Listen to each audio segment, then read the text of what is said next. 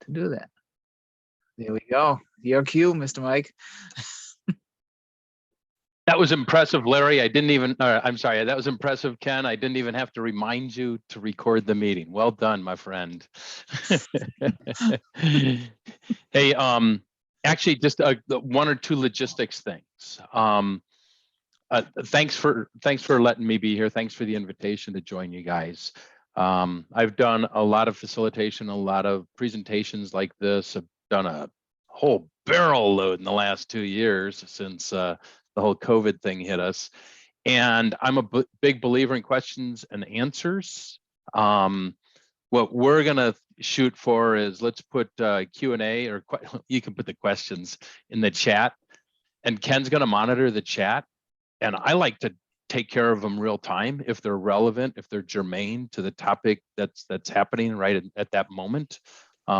And if you feel like Ken's ignoring you and you want to butt in, you're welcome to butt in and just say, Mike, I got a question for you. So this is your guys' personal time. It's evening for you guys. I'm out in San Diego, so it's still 3:15 in the afternoon. My stomach's not growling yet, so I respect what you guys are doing there. I want to make this worth your time. And please, please, please, I know these things are a lot more interesting if people have questions and if they ask those questions. And I don't want to hold them to the end because they may not really make sense at the end. So questions in chat. The other thing I'd like to ask you guys to do in chat right now is just go over there and click chat on the bottom toolbar. And I'm really interested to learn where everybody's at. So just put your city and state. Where are you dialing in from, or where are you joining us from? By the way, while you're doing, everyone's typing, Mike, I just want to remind everyone that I am going to be putting, towards the end of this session, I'm going to be putting 2 links in the chat window. One will be a lot of people need a certificate for their boss, for their, for a recertification or certifying. It'll give you the one CEU. It's different for the ASQ folks, but for everybody else, it's one CEU. And I'll also give you a link to a survey, so you can put in, give us your thoughts on what you thought of tonight's PDM. So now I will go back to muted again. Just that'll happen sort of about 3/4 of the way through. Cool. Thanks, Ken. So I think I'm not counting this accurately, but we got Texas, Massachusetts, Connecticut. Did I see a New Hampshire in there? Maine. Olivia's in Jersey. I know that because we were talking earlier. So we got Jersey in there too. So we got 6, 7 states represented. That's pretty cool. Probably doesn't happen very often in the in-person PDMs that you get folks from this far apart. So this is really neat that you guys have aligned as you have with the different chapters. Okay, that being said, oh, and just another reminder, or just if you're interested, if you don't like the way your name is presented on the screen, if you hover over your little Hollywood square where your video or where your name is, and you see the little pop-up in the top right corner, there's the ellipses or the 3 dots. If you want to change your name and you want to be an AKA today, be somebody else, feel free to go in there and rename yourself if you want to. So not everybody knows about that little shortcut. All right, that being said, let's get into the meat of this. I'm going to share my screen and you should be seeing me, and I'm going to drag you all onto my other monitor so I can keep an eye on y'all. Mike, quick question at the end. Can you email me the PPT and we'll post it on the on our website along with the recording? I'll send you the PDF for sure. Awesome. Yeah, that'd be great. So, and you guys should be seeing my screen. Give me a thumbs up if you can see my screen. Yep. Thanks, Larry. Cool. Larry, I really love your comment, and actually there were a number of surprises that kind of a number of ways that I was surprised when we transitioned from doing stuff in person to doing it remotely like this. And with some groups, I was totally blown away because we found there was, to a certain degree, and I'm not saying it's a 100% appropriate replacement, but for some folks, I actually found they engaged more when we were remote than when we were in person. It was not intuitive to me that would happen, but I'm going to talk a little bit about that as we go through this session today. So A little bit about me. I'm an independent consultant. I've been at it for 20 plus years. Before that, I worked for a company called Schneider Electric, big manufacturer of electrical distribution equipment. They've got a number of different brands, including the brand Square D.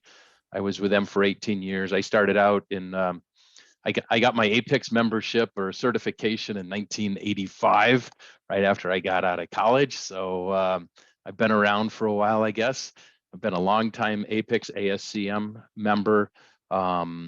As when I was within Schneider, I worked in production control, materials management. Most of the time was in manufacturing management. I ran a plant for a while. In the last half dozen years that I was there, I was there was a small team of us trying to figure out this lean stuff and applying it. And so this is in mid late 90s, and it was a total. It was really cool, and I got to play around in a bunch of different environments, doing all kinds of different events. We'll talk a little bit about that. But I've been lucky enough since leaving Schneider to have applied these tools, techniques, ways of engaging people in a bunch of different industries, from manufacturing to oil production, getting oil out of the ground, to financial services, healthcare, distribution, a bunch of different areas. And the last couple of years have been pretty crazy. So it was just about 2 years ago, exactly to this day, as y'all know, when we really kind of, the stuff hit the fan. And 95% of what I'd been doing before that had been in person. And I was mid-engagement with a number of clients, whether it was facilitating events. We were doing some Hoshin Conry type stuff. We were doing some training. We had some value stream mapping activities on the books. And it was like, we're not meeting in person. And a couple of my clients said, yeah, that's fine. We're not meeting in person, but we can't stop. We've got too much momentum. We're seeing too many good things happening. People are engaged. We've got to keep going. And so talk about pivots. We all had to do it. And it was kind of ironic because here I am. I've been in the continuous improvement world for 25 years. You could argue even before that, but seriously focused on it for 25 years. And somebody turned the table on me and said, you got to figure out how to continuously improve the way that you facilitate continuous improvement. So it's like, talk about always done it that way. We'd always done it that way. And now it was different. And so we were doing, this was very powerful when we do stuff together in the same room. And we build relationships, we get clearer understanding on stuff. And whether that's at the exec level with Hoshin Conry or strategy type sessions, or it's with the frontline workers doing Kaizen events and things like that. These were very powerful, effective, results driven and results proven types of activities. So we were doing Kaizen events. We were doing rapid planning events, which are kind of like Kaizen events. We were doing value stream mapping. We were doing strategy sessions. We were doing training. All kinds of different stuff. And actually, before I get going, I'd love to kind of get an idea where you guys are coming from. Ken and I have a couple questions for y'all. So Ken, if you can launch that first poll. And I'd love to find out what type of remote team-based continuous improvement activity have you participated in since COVID-19. So this is remote CI type activities, and select all that apply. Give you 60 seconds or so to respond.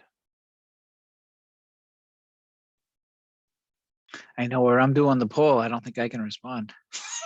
Right. So I'm responding for you. Thank you. You're the best. Now, when I hit end poll, it'll show on here, or? Yeah, so when you don't hit end poll yet, but you can get an idea of how many of the 37, how many we had, 38 participants. The right-hand side, you can see the results, and it says like 17 out of 38 have responded. Oh yeah. And before you end the poll, how many you got responded so far there, Ken? It says 1729, 429, 229. Okay, so okay. 30. Now 30 people. Okay. I don't know what's good. So I'll do another 10 seconds and then we'll close the poll. So 10. And I'll do a screenshot when I. 7, Do that. 6, 5, 4, 3, 2, and 1. So you can stop the poll, and then there will be a pop-up that says share results. Blast off. All right. And we can all see it. And here we go. Share results. There we go. All right. So half of you haven't participated in anything. A quarter of you have participated in a value stream mapping, a few Kaizen events, some root cause analysis type stuff. And then let's see if we ended up with, I said, other indicate in the chat window. I don't see anything. Training. Okay, training for continuous improvement. Thanks, Bridget. So a lot of different things. So I did that just because I wanted to kind of get an idea where people were coming from.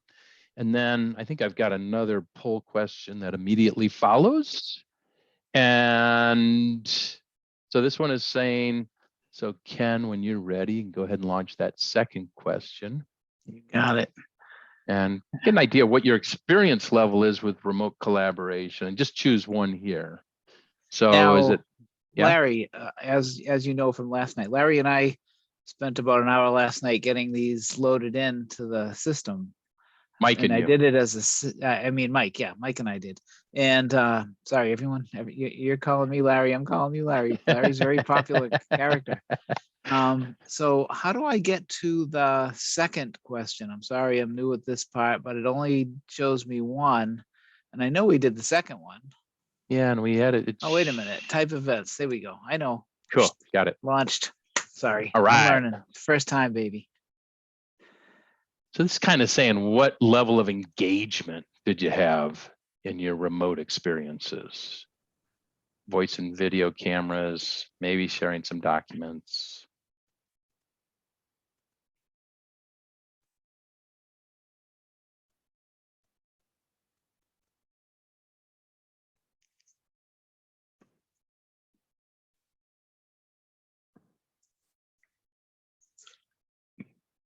I know those are long answers.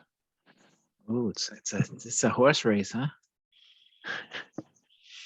So Ken, keep me posted on how many folks have responded. Right now, 31. Well, it says Okay, 9 of cool. 31, 10 of 30. Yeah. So yeah, 31. so it's that second 31. Cool. Okay, give another 5 seconds. 5, 4, 3, 2, 1. And go ahead and close the poll and share the results if you would, please. Love it. All right. So most of it's been pretty, I'm going to call it passive. Okay. Even sharing when relative to what we're going to be talking about here, even collaborating on an Excel document is relatively passive to the potential of tools that are out there. A note of clarification. I'm an independent consultant. I'm going to be showing you. I'll mention a number of different products that are out there. One of them is Mural, M-U-R-A-L. Another one is Miro, M-I-R-O. And there's some others. I landed on Miro, M-I-R-O. I'm not a rep for Miro. I don't get any money from Miro. I'm just telling you where I landed. I played around in both Miro and Mural, and they're very, very comparable. So I'm going to be referencing Miro. You're going to be seeing some Miro docs. I'm not saying it's better than anything else. I'm not trying to sell anything. So just a clarification and disclosure there. All right. Thank you, Ken.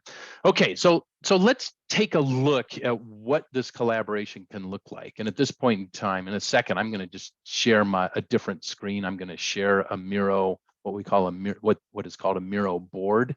And I'm just going to kind of walk through how I've done these activities and show you some of the artifacts, if you will, of the process. So I'll kind of talk about, hey, during these sessions, whether it's a Kaizen event, whether it's a value stream mapping or whatever it is, give you how do I get people oriented to it? How do I get people comfortable using it? So practicing, then actually, what does it look like? The types of artifacts and things that we create, and what we talk about in terms of reflection. So what I'm going to do, I'm going to stop sharing for a moment, and I'm going to do a new share. and I'm going to take you over to kind of my demo board within Miro. All right, you should see a really weird artifact right now that's completely illegible, right? So you do see my screen again, right? Yep. Cool. Okay. One thing that's kind of slick here, you guys, is there's actually, and they just reconfigured all this. Okay. So they reference these generically as infinite workspaces. So you can get a whole bunch of stuff. If I keep zooming out, you can see I've got all kinds of stuff on here. Don't let that overwhelm you. You don't have to get lost in there. So let's zoom in and kind of take this. We'll zoom in on one little section of this infinite workspace. So one of the things I do in these sessions is, and this is pretty generic to all sessions, we're going to say, hey, ground rules, remote collaboration type activities. So some things that I think are really important is that we set expectations earlier, set expectations early on. And that's not in the first meeting. That's like a week ahead of time or whatever it might be. That, hey, the expectation is turn off your texting, whatever, turn off Teams, turn off your email, turn off this other stuff, because these are remote collaboration activities. And we talk about the risk of, well, people say they're great multitaskers. I say bull on that one. They've proven there's no such thing as multitasking. We switch task for cognitive processes. There's no such, yes, we can walk and chew gum, absolutely. But do we really hear what's going on if somebody's sending a text on their phone and somebody else is talking to them? It's really hard to absorb what's going on. So we talk about focus, we talk about what hardware to use. So typically the computers work a lot better than tablets or phones on most of these apps. Remote collaboration, I want to see your face. Everybody wants to see your face. Cameras on. That's the expectation when we're doing these types of events, because we want to make sure people are at their workstation, their eyes are open, and we can kind of see if they're engaged or not. Headsets, dual monitors. These are the ground rules. Hey, you're going to, just like if we were doing a Kaizen event, we'd say, hey, it's a 3-day event. You're going to be there full time. Same thing with this, with the remote events. We'll talk about the duration of the events in a little while. So what makes sense? Probably doesn't make sense to have people on a 8-hour-long Zoom meeting. Talk about punctuality, make sure the tech's working and all of that, and be engaged. Mike, yeah. I was going to say, for our workplace, they do prefer, they got everyone a headset so they don't have the echo. If you work at home, they shipped it to you. Headsets are critical because you just can't hear people when they're muffled, and especially if you're doing it all day long. Headsets are critical. They're like $10. So the company bought a whole bunch of them. And cameras, people forget to put their laptop lid up, and a lot of them have docking stations. They like to keep it down where the camera is. So if you needed a camera, we were able to buy one and put it on top of the rule of thumb for having the headsets that will remove echo. Oh yeah, you'll sound like me and like Mike sounds right now, crystal clear. Especially if you get a headset with a little mic boom on it. Yeah, that's what I got. And that's what you should get. Alan Dunn, who's the ex-CEO of Apex, he got an actual podcasting microphone, which you don't need to do. But, I mean, he sounds literally like he's at a radio station. But Larry, they're like $10. So if you want, send me an email and I'll find a link to one. I got one. I just never used it, and I should have used it today. Best thing ever. And Bluetooth is better than wired for sure. So, but the idea here is, hey, set the teams up for success. Let them know what the expectations are. 2 years ago, it was necessary to send everybody Zoom, like tutorials on how to use Zoom and navigate Zoom. I still do that ahead of time, but what used to take 20 minutes or 30 minutes from an orientation perspective, I think most people are so familiar with Teams or Zoom or whatever that we can do it, maybe a 10-minute orientation or even a 5-minute orientation. These apps, Miro, Mural, the other apps that are out there, Some of them are getting into where they've got you can use that app by itself. I still find it's a lot easier to do the audio on Zoom and still have the capability to see people's images, and then have Miro. Everybody is logged into the app, the other app, Miro, at the same time. So you're really using two different apps at the same time, Zoom and Miro. I'm just going to use the word Miro from now on generically. So again, I'm not trying to sell anything here. All right, so kind of set them up, and then what we do is we start playing around with Miro. And it's pretty cool, the functionality. There's all kinds of stuff over here on the left-hand side that you can do, but this is one of those with about 4 or 5 functions. You can do 90% of the things that need to be done, or at least 90% of the stuff that needs to happen in order to get started. And this is basic object, stuff we're used to in PowerPoint or whatever it might be. Connectors that drag and click, or we can do whatever here. You can put in links. There's messaging. This is actually pretty slick here, where it says who else is in the meeting. And so up here, it shows all the icons of the other people that are on this Miro board. So again, you're looking at a Miro screen. You're looking at a live Miro board right now. This is a screenshot. At this point in time, it was myself and 3 other people that were there. Larry, can they all edit at the same time? Like, yes, you all can see what each other is doing, right? Everybody, what I'm doing right now is something that anybody that is logged into this app can do. Logged into this board. This board is called Demo Frames. Yep. And learning curve is incredibly small, incredibly short. So anyone can edit. Something that's really cool here is if I'm trying to find out where Christine is, so that's her CH, that's her avatar or her initials. And all I need to do is just click on that CH, and I'll go to the same view that she's looking at right now, which is really slick, because if you got a big space like this, it's easy to get lost. So if I'm the facilitator and I'm talking about something and somebody's saying, what the heck are you looking at?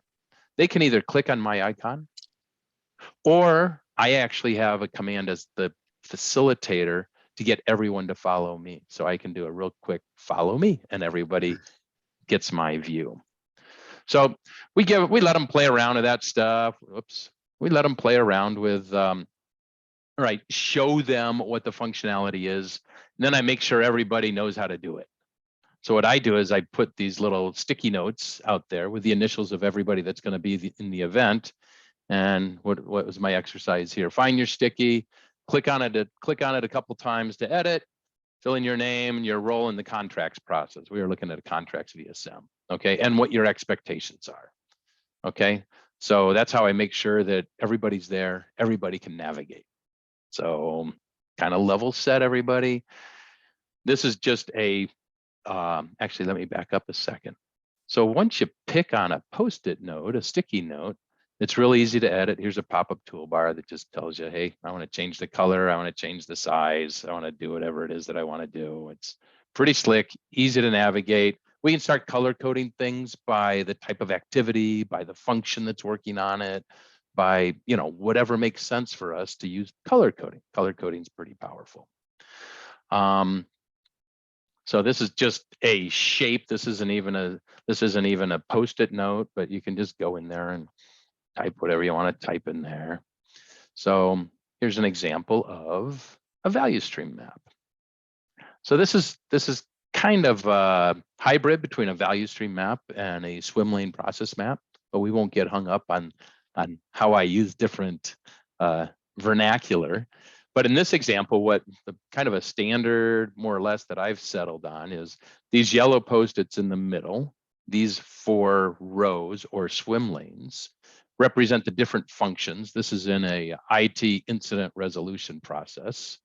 So somebody reports some type of issue, service desk does a number of different activities, then they pass it off to the duty manager, then they pass it off over here to the incident response team, and then it goes back or whatever it might be. They close the incident, then they do true root cause analysis and come up with their final resolution.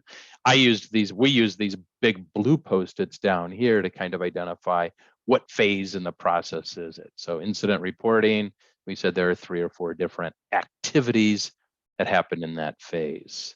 We used to have a board with actual Post-it notes hanging up in the back of our department. This would be way more efficient. It is, and so that's what this is replicating, because that's, if I was doing one of these events in person, then we were Post-it notes on butcher paper. Now, can you audit, does this system audit, like if somebody moved 3 of the yellow blocks down to completed or whatever, can you see who did that? So you can see activity. Just in case, someone decides to move everything to completed and it's just because they don't have time to do it or something. We want to know who did that. Yeah. Traceability. So you see it in the left panel here. So these are edits that were made to that board. So I made some edits. You guys saw me make these edits. I was preparing for this presentation and updating this board. It looks like about a week ago on March 9th. Those were edits that I made back then. And it actually saves, this is kind of a new function. It will archive old versions of the board for 30 days. So yes, that was great functionality that they added in the last 6 months or so. Well, that's great. You can go to past revs. You can pick a day and say, I want to see what I said on March 7. That's Exactly. awesome. I just want to get that straight. You're archiving it every 30 days, or just that's all it has is 30 days of archive? My understanding is it's 30 days of archiving that they do automatically. Now you can save versions of this. You could go in and you could save a board as a you could save this as an image, like a PDF. And but I don't know how much editing you could do on that PDF. So you can archive images of a board. That answer your question, Larry? Yeah, my biggest fear is when you're dealing with stuff like this. We lost your sound. You're not on mute, but we lost your sound. I can hear him. I don't know what the heck is about. This stupid thing to work right. My biggest fear is if we're in a group of people and orchestrating an event like this, and especially there's a lot of people, and you want to be able to have the stuff portable over a period of time. I just anticipate the fear of losing stuff. Yeah, so you can see history. You've got 30 days of archives, and if you want more than that, then you have to make a deliberate effort of saving it. So then what this stuff represents here, folks, is problems. So as we go through each phase, we'll say at the incident reporting phase, what were some of the pain points or the problems that the team was realizing there? And then up above here in the green, it's almost the way I've been facilitating typically, and we always, there's variation, but typically what we'll do is in the moment when people are talking about problems, we'll talk about potential countermeasures or ideas on how to make how to address those problems. And so it's kind of slick because you can, draw the connection lines and say, hey, we got this problem. There's 2 different countermeasures or ideas up here that'll affect this. And those ideas might also affect this stuff out here. Now, at this point in time, we're not evaluating. We're just saying, hey, this is real-time brainstorming is the way I refer to it. So here's, Larry, you were talking about, collaboration and how do we get more collaboration. And here's what I found when I was doing this in person. So pre-COVID, 100% on site, have a team of 8 or 10 people sitting in a conference room. We've got a big piece of butcher paper on the wall. I got my stack of Post-it notes, and we say, and then what happens? And then what happens? And then what happens? And it's capturing that on Post-it notes, putting it in Mike speak, not necessarily in client's language, but I'm trying. And even if the people are sitting at a table that's only, 6, 7, 8 feet away from the wall, and even if I'm using, good sized Post-it notes, it's hard for people to read what's written on that Post-it note. Yeah. And most people aren't inclined unless I would deliberately say, okay, get up and read it, which I would do regularly. But most people aren't inclined to check and see if I wrote down what is accurate or edit it if what I wrote was not complete or if it was wrong or if it used the wrong language. And this was one of my big surprises, is when we did this remotely, everybody's got capabilities to edit. Everybody's got capabilities to, what does that say? Zoom in and read what it says. And hey, if I wrote it wrong, they'll go in, and we've got some rules about when can you change stuff. They'll go in and correct it. So what I found was this was kind of hard to manage at first because we were finding more pain points, or I should say more pain points were getting captured. More ideas, people were coming up with more ideas than when we were doing this in person, which was not intuitive. Now, I still think there's a lot of benefits to doing these in person, and we'll talk later on about, so there's benefits to doing it in person, and if there's benefits to doing it remotely or using a platform like this, what's the happy medium? How we doing? Questions, comments? You can just speak up. I won't even make you a chat at this moment. Any comments, reactions? Actually, I'll ask you to speak up for this one. Has anybody used Miro or Mural? How many people out there have used it? I've used Mural. Okay, cool. Yep. David? Miro. We are using Miro right now. Okay. Anybody else? So David and Dharmic? Okay, cool. And David, I'm guessing that you're not seeing a whole lot of different stuff in terms of functionality and such between Mural and Miro. Is that right? No, Yeah. I would agree with that. Yep. Yep. And so now down here, we've got the future state. This isn't a value stream mapping class. It's just trying to share with you guys experiences on how to do this remotely. So that's fun. It's creative. Hey, this is actually a streamlined version of all the different ideas after we down selected and combined and things like this. This is what a lot of folks know is either a pick chart or a pace chart, or we'll just call it a prioritization chart. And what this is saying is, hey, we've got an idea. All these green things were ideas. What's the anticipated impact or benefit of it? So this, if it's a high impact relative to the goals of the team, we'd put it over here on the right-hand side. And if the ease of implementation, if we thought it was going to be relatively easy, I lost my axes markers there. Easy's up on top, difficult is on the bottom. So if it's easy, it would go up here. So high impact, easy to do. People talk about low-hanging fruit. Supposedly, this would be low-hanging fruit. Presumably, these would be the first things that we'd go in and we'd start assessing and saying, are these the right things for us to work on first? And it's not always this straightforward. Sometimes there's predecessor activities that have to happen that might be somewhere else. But this is a starting point, because hey, we get these list of ideas on how to improve or address an issue or something like that, and people are like, God, we got 40 things on the list. Where do we start? And this helps people get off center.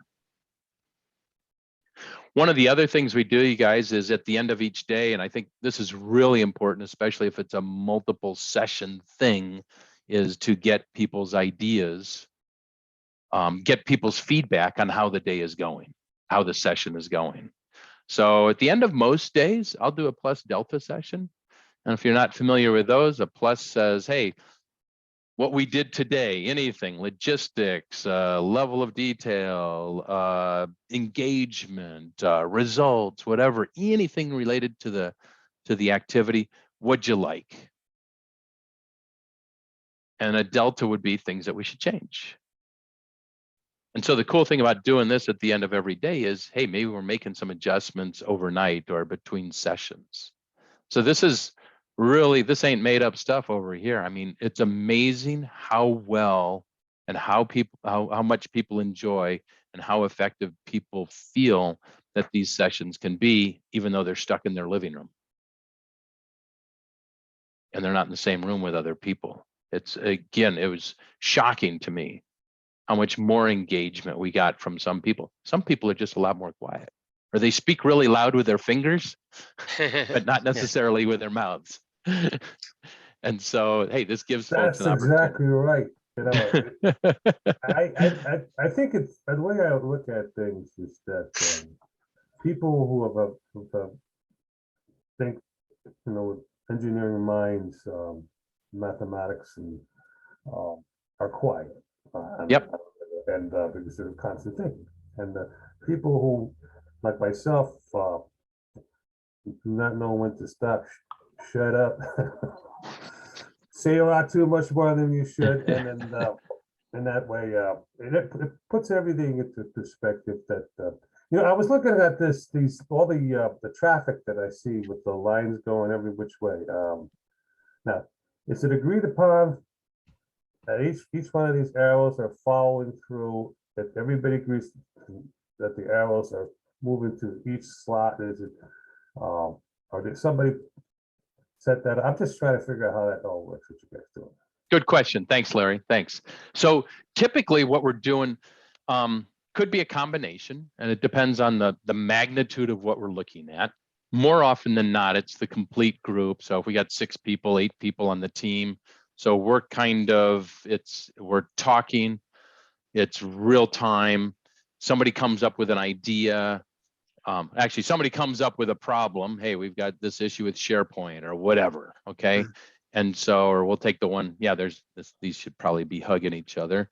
So we've got some type of issues with SharePoint that are affecting this phase of the process, the incident resolution process. And so someone at some point in time, sometimes we do it up front, sometimes we break up into teams and we'll ask teams to focus. Hey, there's not many ideas around this phase.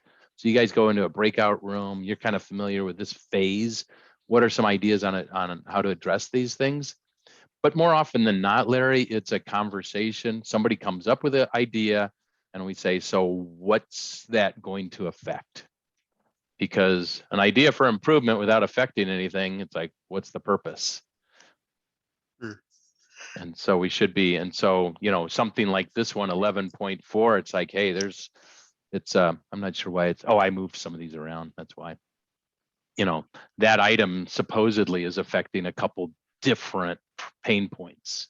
So that might be more important, or this thing's more complex and the one thing ain't gonna fix it. We might need to do 2 or 3 different things to really address that guy.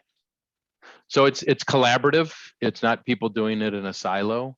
Sometimes in the sessions, we'll do breakout sessions, we'll do breakout activities, and, you know, just make it up and say, hey, over here in the incident troubleshooting management phase, there's a bunch of pain and no ideas.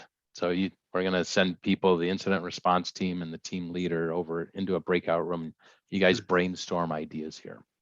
Kind of depends on time management too. I thought there was something else I was going to say on that point. Okay. So I brought us back up here for a reason. It'll come back to me. So we do plus deltas, very powerful. Do plus deltas. Here's one. Oh, I know what I know what I went up there. Sorry, guys. Something that Larry said triggered me to share this with you. Another cool thing about this, and a potential danger, but another cool thing about this is if somebody's been invited to this board, they can go on there whenever they want. If they're Ken and they're up at 3:30 in the morning and they can't get something off their brain, Ken, you could go in here and you could say, oh my God, I just had this brainstorm idea. We should be doing these 6 things. Love it. Ken, you're welcome to do that, but my rule is you got to put it on a blue Post-it note. I can use blue. Yep. And so it's a different colored Post-it note. So the first thing we talk about the next session or the next day is what were the edits that were made offline. so we Okay. can get everybody up to speed. So the blue ones are offline, and the green ones have been established, agreed upon. That is the convention that I use. Yes. Sure. Yep. Okay, that's cool. And then what, And if everybody agrees with it, then the blue becomes green? Absolutely. Yeah. All right. And you don't have to, at this point, for an idea, you don't have to agree to it because it's still brainstorming rules. And we're going to evaluate them later. And in fact, so that's just brainstorming. And then the evaluation, you guys, takes place down here. And this is when we do the evaluation. And we have a deeper conversation about effectiveness and what issues it's going to resolve and such. So plus deltas, that's the end of the day reviews, make changes as appropriate. And we just do all kinds of stuff. I mean, we'll do brainstorming, just classic brainstorming. Hey, here's my problem. I've got a reject of this part in process and what could be causing it, and just get 5 people together remotely. And I would recommend, if you've got, let's say, part rejects, and you've got 3 people that are on site at, in a manufacturing facility, for example, and you got 2 other people that are remote, highly recommend that the 3 people on site are not sharing a computer. You want them on 3 different computers so they can all edit. And they're not dependent on one person. They're not using one person as a crutch. There's a whole bunch of templates in here, and I'm pretty sure it's the same thing with Mural, where there's a whole bunch of templates. So if you want to do a spaghetti diagram, or I'm sorry, it's not a spaghetti diagram. If you want to do a fishbone, then you can just pull up a fishbone diagram and create your fishbone or Yep. cause effect diagram, or Ishikawa, whatever you want to call it. Mhm. We've been doing stuff. A lot of the workshops, or I shouldn't say a lot, a number of workshops that we've done have been focused on designing daily management systems and saying, hey, this is the KPI that we use for measuring our department. Okay, this was the customer service group, says 90% of holds are going to be released in less than 3 business days. That's one of their KPIs for the customer service group. And then we say, okay, how are we going to, what's our leading indicator? How are we going to make sure we hit that metric? Well, let's make sure we're looking at holds. This says it's going to be done within 3 days. Hey, how many holds do we have that are aged at 2 days right now? Maybe that's what we should be working on. And so it's a fun, it's a creative, different environment to address a whole bunch of different types of issues. I haven't finalized this, but those of you who have probably been in lean simulations like paper airplane games or Lego games or whatever, where you're actually batch and queuing and making products, physical products. We're just starting to work on, hey, how do we do that in this type of environment? So I've got to batch 5 of them. I got to process 5 of them before I do whatever, before I pass it on to the next group. So maybe my batches are, I've got to change all 5 of them to the color pink or whatever it might be. And then I've got to pass it on to the next process. And so we can just do something like that, and boom, there's my batch, and that's my work in process queue for the next operation. And then the next operation can do it. So that's kind of fun. It's a great opportunity to start getting creative and doing things a bit differently.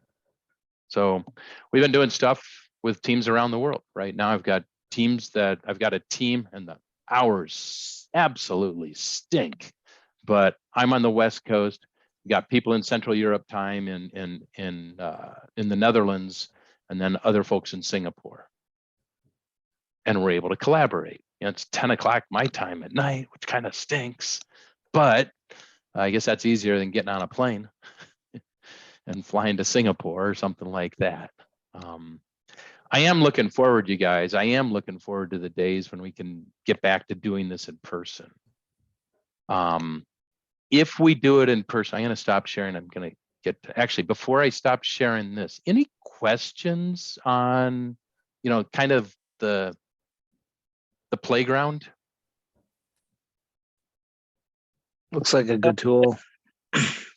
Yeah, just a comment. It's kind of cool that you shared this. You've been sharing this and keeping the whole group up to date, and being trendy here. So I kind of appreciate that. Thank you. You're welcome. And I got more for you, man. You're very welcome. I'm glad you're here. It's a So good I'm gonna tool. Go ahead. No, I was gonna say it's a good tool.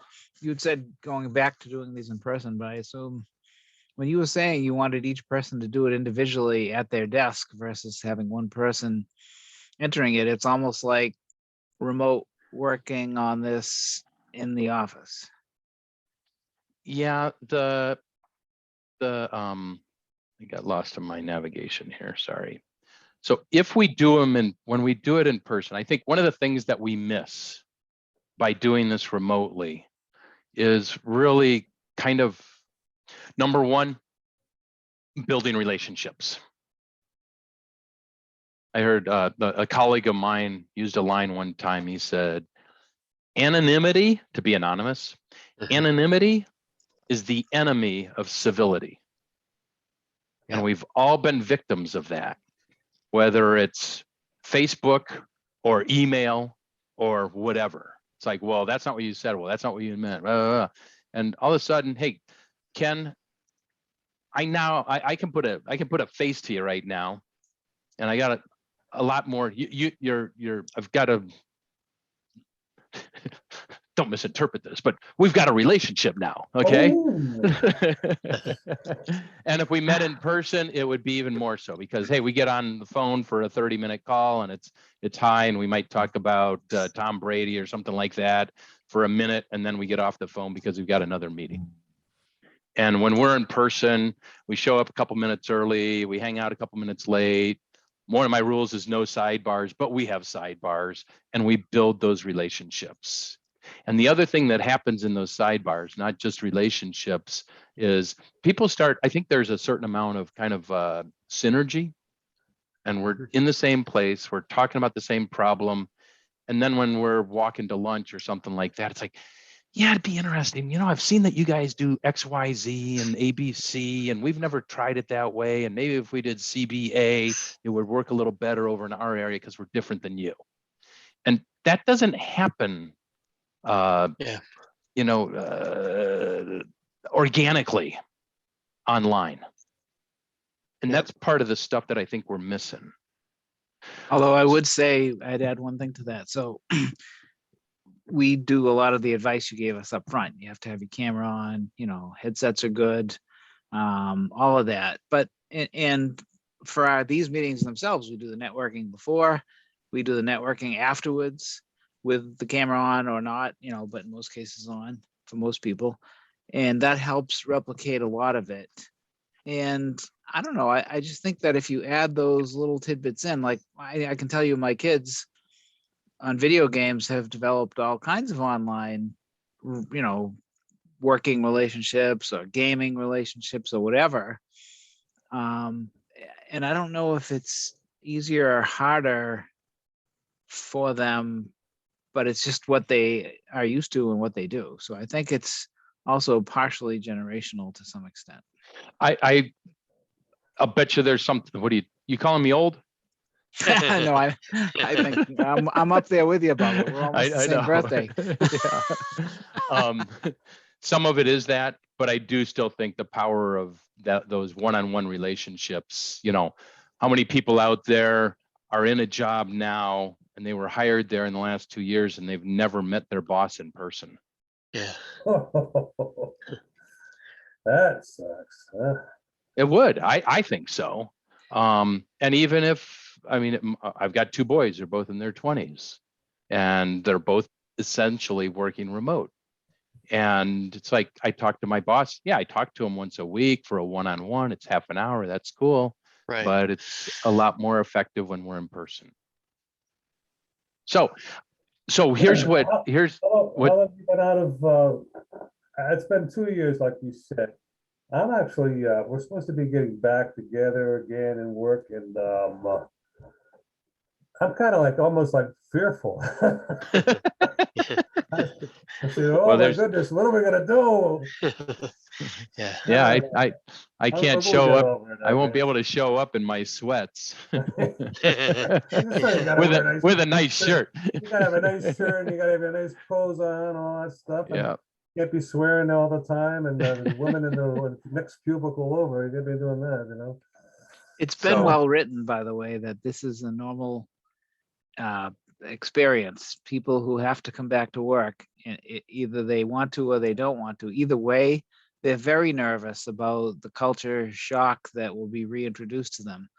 Yeah. And many of them just won't do it. I mean, in today's labor Yeah. market, they're like, Yep. nope, I'm going to do work from home, and that's that. And I think Apple is going to force all their people to come back, and some of their best people are leaving to go to Google, more Facebook, which has whatever policy you need. I mean, in today's labor market, you have to really do what the worker needs. Yep. But when you look at, hey, those of you who are in product environments, it's really hard to assemble an iPhone remotely. Yeah. Oh yeah. And it's really hard to be a manufacturing engineer if you're 50 miles or 500 miles away from the product. Yep. So At our company, quality and planning have to come in. Yeah. Engineers that deal with the tools have to come in. Anyone who builds a tool has to come in. And then the people who can work from home, they may take some of that space and increase capacity because our business is growing rapidly. Yep. So so back to kind of keep moving forward here. There's a bunch of different tools out there. I think David said he's using Mural. I've seen good stuff on Mural. I know some colleagues that love it. I just landed on Miro. I don't know of any other apps that really have that level of functionality of those two different tools. Does anybody out there? there's two questions for you. One is, can flow diagrams be created and pasted into this tool? And secondly, that was from Ricardo. And Susan was asking, what are the costs of these platforms? And I'll go back to mute. So I've got for Miro, I've got a consultant license, and with a consultant license, I think it's $150 a year, and I can invite guests, and they have editing capabilities at no cost, which is a mind blower. Can flow diagrams be created or pasted into this tool? So there's a couple different ways, and I'd love to get input from David and Dharmic. So there's a couple different ways. Yes, you can definitely create them, and they've got all the different icons in the tool. So it's just like it's pretty straightforward. You can also import with Miro. I know if you've got a bunch of things, if you got 10 steps in a process and you've got them listed in 10 different cells in Excel, if you copy them from Excel and paste them into Miro, it will populate that. It will populate the Miro board. Dharmic or David, any other? Love to get your insights. We have a corporate license for Mural, so I can't really talk to the cost at a smaller per seat. But I just Googled it. It looks like it's like $9.99 per seat per month. So, and ours are set up so that we have 40 seats, but not for 40 people, just 40 instances. So you could have multiple teams working on it, and they're going off a server license. And once you hit the 40th one, it says you got to wait, So there's different ways you can do it to make it cost effective. So it's 40,000 a month. Now it'd be $400. $499. That, or would you say it was a $9.99 per seat. $10. Yeah. Per month. Oh, $9.99. Sorry. Yeah, per I thought seat. it was per month. $999. No. I'd have been like, that's probably not worth it. All right, sorry. David, how about other ways, or what would your answer be to, can you create flow diagrams? Yes. Create or yes, paste? Yep, you can. Yep. Yeah. Dharmic, any other insights on either one of those questions, cost and flow diagrams? So on cost, I would go along the same lines. Mine is corporate too, so it goes through the SSO portal. so I don't know the cost there. But from flow diagram perspective, I did my first one a couple of weeks ago. It's pretty smooth. You get a little bit used to it after scrolling your mouse here and there for like 5-10 minutes, and then you kind of get used to it, like, okay, that's zoom in, that's zoom out, and right click, left click, and all those things. But after 5-10 minutes, you are like on F1 circuit, and you go like zoom because it's like super smooth.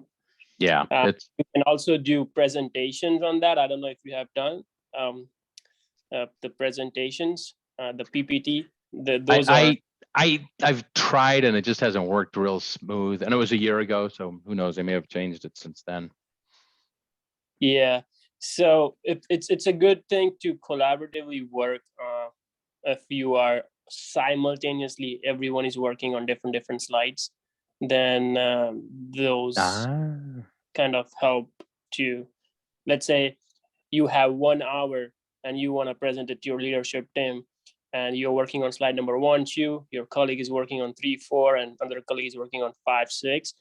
You all can work on at the same time on the same board on different slides, and cool. And because you have a time constraint of 1 hour, you guys will be done and able to work on it in parallel. Cool. Right. Thanks, yep. Dharmic. You're welcome. So a couple other things to consider if you're out there looking for tools. Make sure everybody can edit. Otherwise, one person is doing everything, and you lose that a lot of the collaboration synergy. Like Dharmic said, there's a learning curve, but it's a short learning curve. And it's very intuitive. It's a short learning curve if you're focusing on the 80-20 thing, the 10 or 20% of the tools that'll get you 80 or 90% of the way there. I think it's closer to not an 80-20, but a 90-10. The follow me is really, really powerful. These spaces are big, and so you want to be able to have the capability to see who else is on the board and easily get to the place where that other person is. With Miro, you just click on an icon, the person's avatar, and it'll take you to where they are. Ability to export, Larry, to your question, you can export. And I don't do a lot of exports other than images. You can tell I'm not a salesperson because I don't know all the real functionality of this stuff. I feel like there's some stuff you can actually export to CSV. Is that right? Dharmic or David, you guys aware of that? Yeah, there is an import thing. Yeah. Yeah. Then there are templates. So if you're looking for different packages, see what those pre-created templates are out there. And as we already talked about, you can get a free, I think it maybe only lets you collaborate with 3 people or something like that, or only make 3 boards, but you can try it out for free. So keys to success, real quick. Communicate ahead of time what's going on and what the expectations are, and cameras on, and give them some tutorials and things like that. I call on people inside these events. You want to keep focus? Call on folks. First few times they might not be ready, but once everybody knows that you're going to call on people, they pay attention. So be nice to them the first couple of times. But in fact, lots of times what I'll do is I'll say, hey, what happens after this, Joe? And I'll say, after I say their name, I'll say, this is what we're looking for. So, hey, what happens after this? Hey, Joe, what happens after this step? So give them a little bit of a break. It's hard to stay focused. Monitors show up. I already talked about those things. Send tutorials, video links, cheat sheets, things like that ahead of time. So I'll send them the Miro stuff, a couple Miro tutorials ahead of time.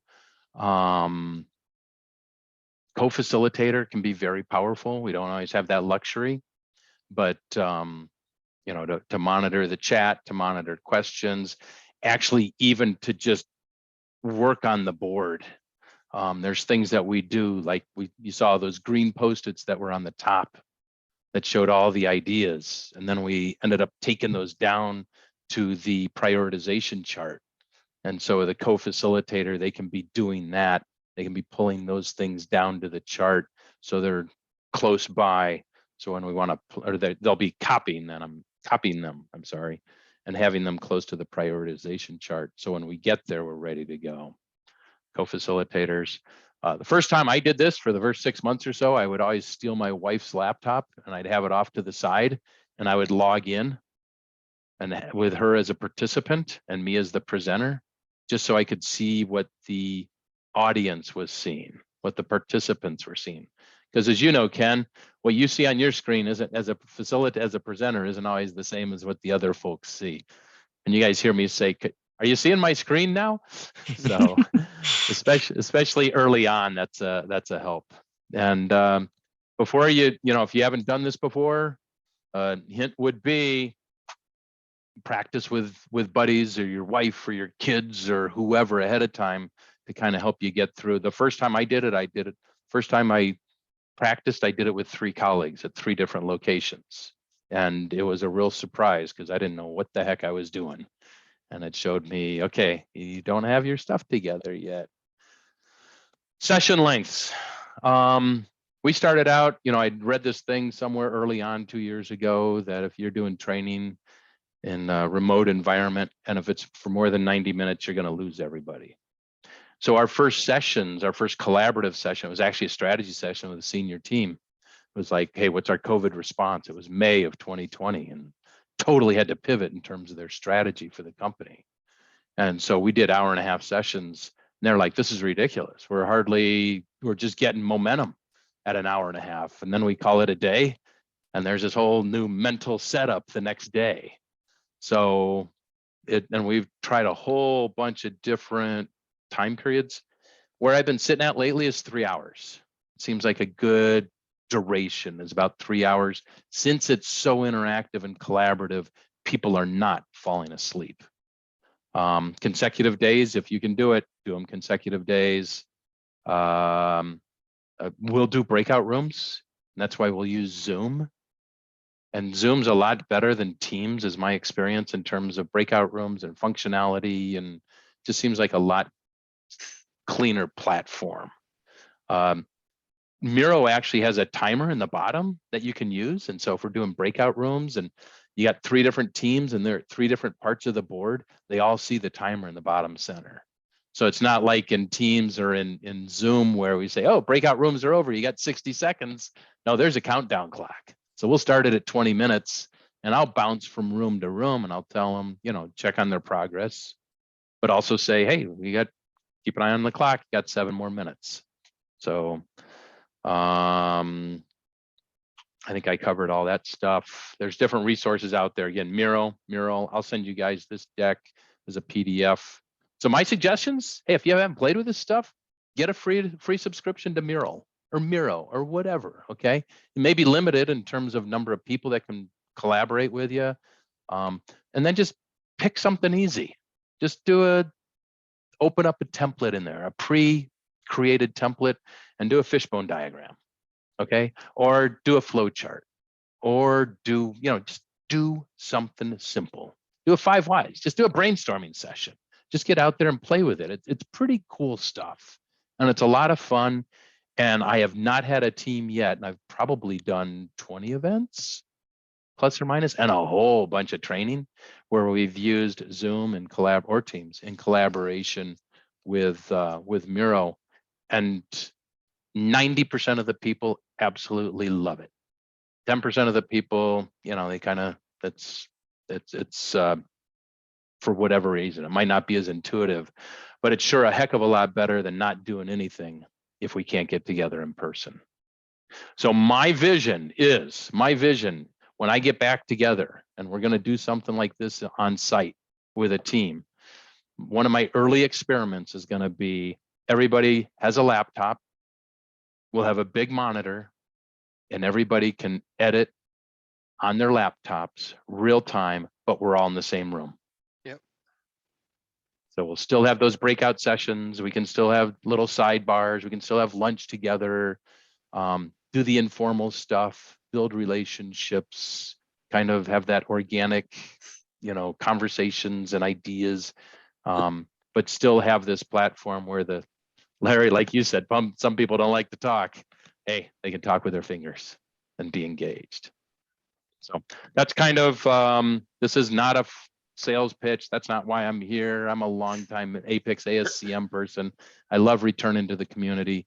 I'm not a lawyer. Hey, if you want to call up and just chat and talk, I'm more than happy to do that. Don't hesitate to reach out.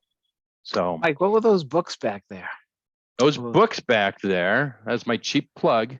I've authored I've co-authored 3 books. One of them on value stream mapping, another one on the Kaizen event planner, another one on doing those swim lanes. And those are books that are out there on Amazon.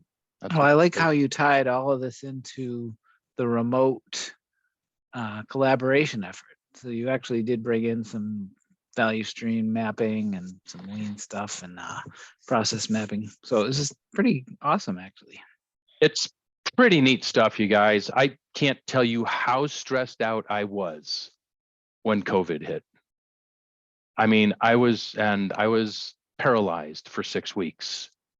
And one of my clients said, "Wake up, you stupid boy." And we collaborated, and it wasn't as bad as I'm making it sound, you guys, but we collaborated and we tested out some different platforms and we said, "Let's do it, guys." And I really it was a valuable, fantastically valuable experience for me, both from a development perspective and figuring out, hey, how do we pivot and look at something differently? You're a CI guy, you're a continuous improvement guy. Figure out how to do this differently. So love it. Love it. That's awesome. I did, by the way, for anyone who's listening, put the links to the survey as well as the CEU certificate into chat. You need to copy them now, because when this meeting goes away, the chat goes away. So you got to copy those 2 links now. You can click the links now and keep the web browser open or whatever, but those links are there for the survey and the CEU certificate. So that's pretty neato. But that was amazing. Does anyone else have any questions for Mike? This is John, just jumping in, but the one thing when we first started using Zoom, found that if you went to like YouTube, there's so many people that have been using some of these tools forever, like these platforms, and you just type it in and it's amazing what people share and things you can do that, you know, like you say, if you've never seen it, you don't know what you can do, and just amazing stuff. Can't echo that more loudly than what you said, John. I mean, it's spot on. And Miro's got a fantastic library of videos as well. But I send them YouTube for the Zoom orientation and such. So, yep. Awesome. Awesome. Any other questions for Mike? I just encourage you guys, if you're remotely interested, just get a free license and play around with it. It's fun. It's fun. And Ken's up 23 hours a day. So if you want somebody to collaborate with, you can call him up and I can test it. I love it.